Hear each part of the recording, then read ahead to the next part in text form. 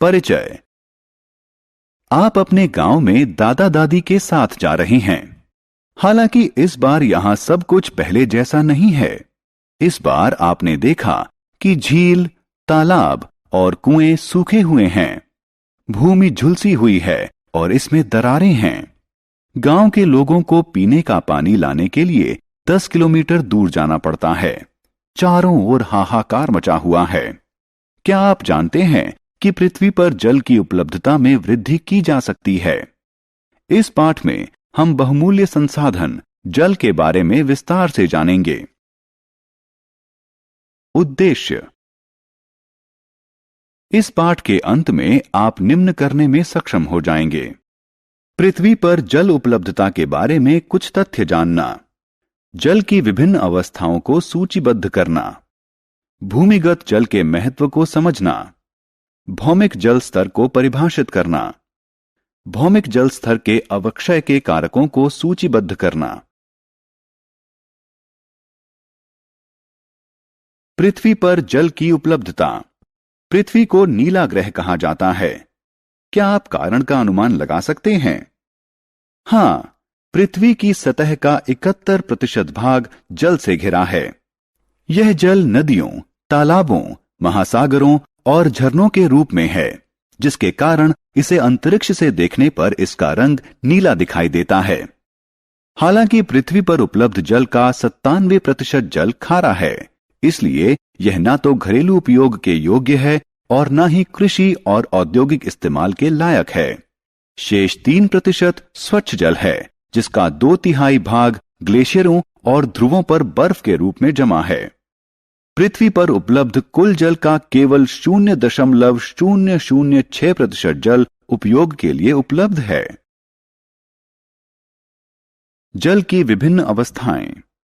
प्रकृति में जल 3 दशाओं ठोस, द्रव और वाष्प में उपलब्ध है।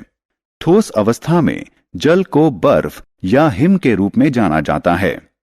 यह ध्रुवों पर बर्फ के रूप में और ग्लेशियरों और पर्वतों पर हिम के रूप में पाई जाती है।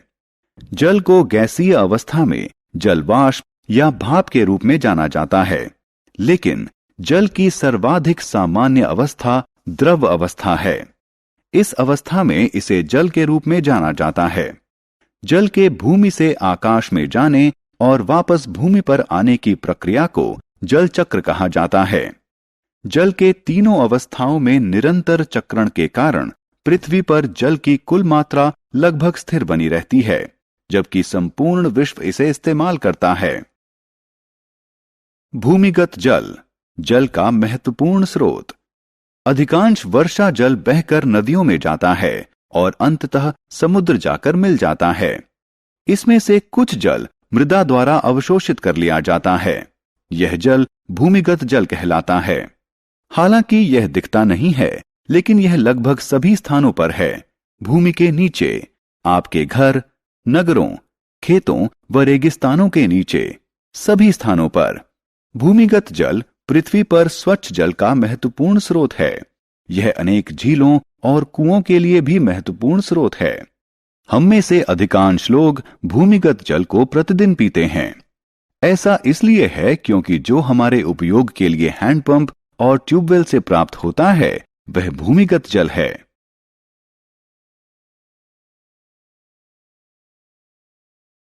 भौमिक जल स्तर।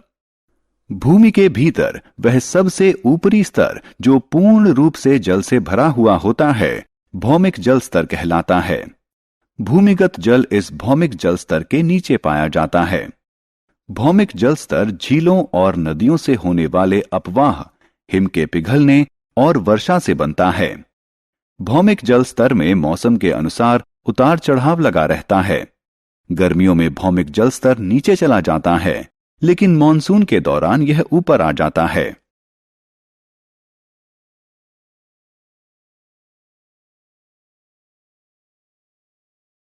भौमिक जल स्तर। आपने अपने गांव में भारी वर्षा भी अवश्य देखी होगी। छोटे छोटे गड्ढों में हुआ जलभराव भी देखा होगा। कुछ घंटों के बाद गड्ढों में भरा हुआ पानी विलुप्त हो जाता है। यह सारा जल कहां विलुप्त हो गया? इस जल का रिसाव भूमि के भीतर हो गया। भूमि के भीतर जल के रिसाव को अंतःस्पंदन कहा जाता है।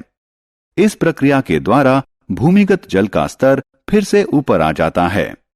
भौमिक जल स्तर के नीचे कठोर शैल की परतों के मध्य भारी मात्रा में भरे हुए भूमिगत जल को जलवाही कहा जाता है। जहां भौमिक जल स्तर भूमि की सतह के निकट होता है, वहां जलवाही जल को कुएं खोदकर बाहर निकाला जाता है। भौमिक जल स्तर का अवक्षय। भूमि के भीतर से निकाले गए भूमिगत जल के कारण रिक्त हुआ स्थान वर्षा जल के रिसाव से फिर से भर जाता है।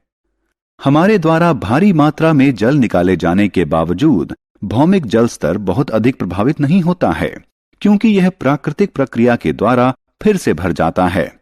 हालांकि पर्याप्त रूप से न भरे जाने पर भौमिक जल स्तर नीचे जा सकता है। ऐसा अनेक कारणों से हो सकता है, जैसे बढ़ती हुई जनसंख्या, तेजी से बढ़ते हुए उद्योग, कृषि गतिविधियां, कम वर्षा और निर्वनीकरण इत्यादि।